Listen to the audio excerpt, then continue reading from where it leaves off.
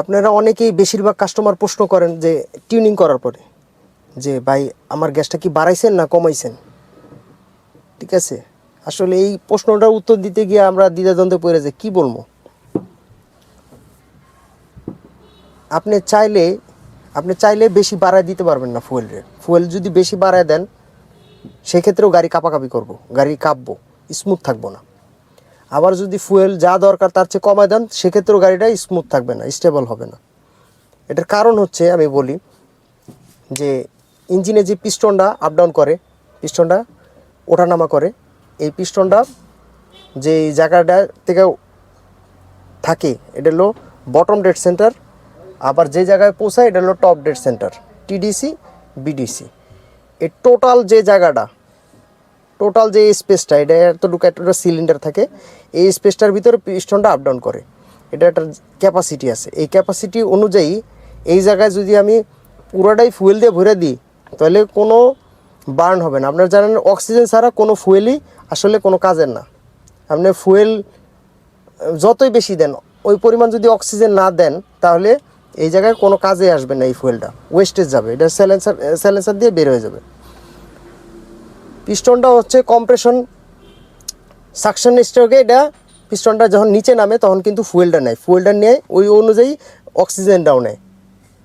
ঠিক আছে, অক্সিজেন আর ফুয়েলের একটা অনুপাত আছে, ওই অনুপাতে ওই সিলিন্ডারে ওটা ঢোকে, তাহলে ওই অনুপাতে এটা ফায়ারিং হলে ওই অনুপাতে বার্ন হবে। ঠিক আছে, আপনি পিক আপ দিতে পারবেন কিন্তু ফুয়েল ইচ্ছা মতো চাইলে আপনি ঢুকাইতে পারবেন না। ফুয়েল যদি বেশি ঢোকান আর অক্সিজেন যতটুকু আছে ওই পরিমাণেই বার্ন হবে, বাকি ফুয়েলটা কিন্তু ওয়েস্টেজ যাবে। মনে করেন অক্সিজেন আছে কম, ঠিক আছে, ফুয়েল দিয়ে দিছি বেশি, তাহলে ওই যে অক্সিজেন পরিমাণ যতটুকু অক্সিজেন আছে ওই অনুযায়ী যতটুকু ফুয়েল পড়বে, আর বাকিটা কিন্তু পড়বে না, কারণ অক্সিজেন ছাড়া আগুন জ্বলা কোনোভাবেই সম্ভব না।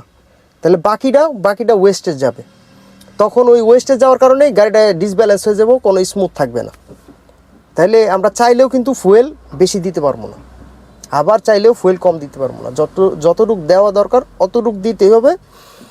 এখন হ্যাঁ, হালকা কম দেওয়া যায় কিন্তু একেবারে বেশি কম দেওয়া সম্ভব না, সেক্ষেত্রে স্টার্টই থাকবে না।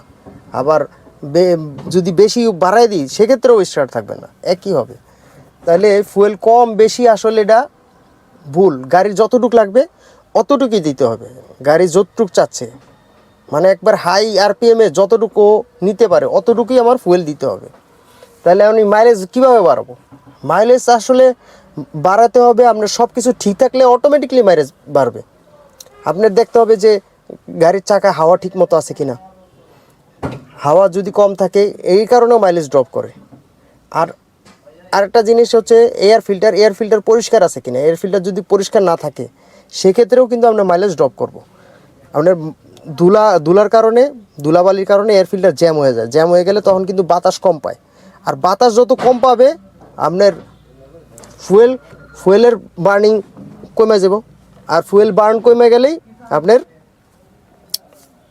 ফুয়েল বেশি খাইব। ঠিক আছে, তাহলে এই ব্যাপারগুলো খেয়াল রাখতে হবে। তারপর হচ্ছে আপনার গিয়ার অয়েল, অনেকে গিয়ার অয়েল চেক করা জানেন না, কীভাবে গিয়ার অয়েল চেক করতে হয়। গিয়ার অয়েল আমরা তো ইঞ্জিন অয়েল চেক করি কি বন্ধ অবস্থায়, গাড়িটা ইঞ্জিনটা বন্ধ আছে, মোবিল বলি বা ইঞ্জিন অয়েল যেটা, এটা কি নিচে নামে, এটা পুরো ছড়াছিড়া থাকে ইঞ্জিনে, এটা নিচে নেমে একটা জায়গা যায়, তখন আমরা গ্যাস যখন লাগাই এটার ভিতরে যখন করি স্টিকটা ঢুকাই তখন আমরা এটার লেভেলটা জানতে পারি যে কী পরিমাণে আছে। কিন্তু গিয়ার অয়েলের হিসাবটা ভিন্ন। গিয়ার অয়েল কিন্তু স্টার্ট দিয়ে চেক করতে হবে। গিয়ার অয়েল স্টার্ট দিয়ে, মাল্টি গিয়ারের কথা বলছি, আবার সিবিডি না, সিবিডির হিসাব অন্যটা, ওটা কোনো একদিন অন্য সময় বলবো। মাল্টি গিয়ারের ব্যাপারটা হচ্ছে আপনি গাড়ি স্টার্ট দিবেন, স্টার্ট দিয়া রিভার্স গিয়ারে দিবেন, ব্রেকে পাড়া দিয়ে রিভার্স গিয়ারে দিয়া আপনার স্টিকটা প্রথমে উঠাবেন, উঠাইয়া মশা দিয়া আবার স্টিকটা ঢুকাইয়া তারপর চেক করবেন। ওখানে আবার স্টিকে আবার দুইটা অপশন আছে কিন্তু, একটা আছে কোল্ড, একটা আছে হট। আপনি গরম অবস্থায়, ইঞ্জিন যদি গরম অবস্থায় থাকে গরম অবস্থায় হট লেখা থাকবে, হটের দাগ পর্যন্ত থাকবে, ঠিক আছে। আবার যদি ঠান্ডা অবস্থায় থাকে ওই অয়েলটাই আপনার কম দেখাবে, ঠিক আছে। ঠান্ডা অবস্থায় থাকলে নিচের কোল্ড দাগে আসবে। তাহলে এইভাবে করে আপনি অ্যাডজাস্ট করে নেবেন। ঠিক আছে, অবশ্যই স্টার্ট দিবেন, স্টার্ট দিয়ে ব্যাক গিয়ার লাগায় তারপর চেক করবেন। ঠিক আছে, আপনি যদি এইভাবে না করেন তাহলে বুঝবেন যে মানে এইভাবে না করলে আপনার কোনোভাবেই ঠিক নেই। অনেকে দেখা গেলো বন্ধ অবস্থায় চেক করে, স্টার্ট না দিয়েই গিয়ার অয়েল চেক করে, না এইভাবে হবে না কিন্তু। ঠিক আছে, এই জিনিসটা খেয়াল রাখবেন। গাড়ির মেনটেন যদি ঠিক মতো করতে পারেন তাহলে গাড়ি আসলে ডিস্টার্ব দেয় না। মানুষ এটা সম্বন্ধে জানে না বিধায় এই খারাপ মেনটেনের কারণেই কিন্তু ডিস্টার্ব শুরু হয়। গিয়ার অয়েল সম্বন্ধে জানেই না যে গিয়ার অয়েল কত কিলো চালানো সম্ভব। একটা গিয়ার অয়েল কিন্তু অনেক, আমি জিজ্ঞেস করি যে ভাই গিয়ার অয়েলটা কত কিলো হয়েছে, তখন উনি বলে মোবিলের কথা, হ্যাঁ মোবিল 3000 কিলো হয়েছে। না, মোবিল এক জিনিস, গিয়ার অয়েল আরেক জিনিস।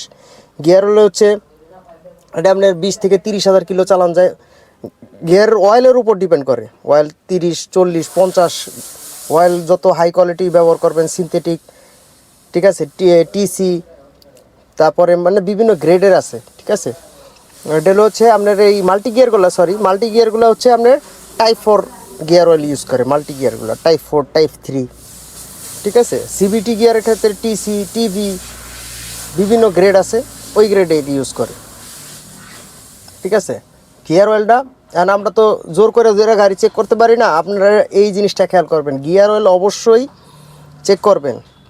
ঠিক আছে, গিয়ার অয়েল টাইম মতো চেক করে নেবেন। একটা নির্দিষ্ট কম করে 30,000 কিলোর ভিতরে একবার চেক করাইতে হইব। 30,000 কিলোর ভিতরে খারাপ হয়ে গেলে বাদ দিয়ে দিতে হইব। বুঝতে পারছি?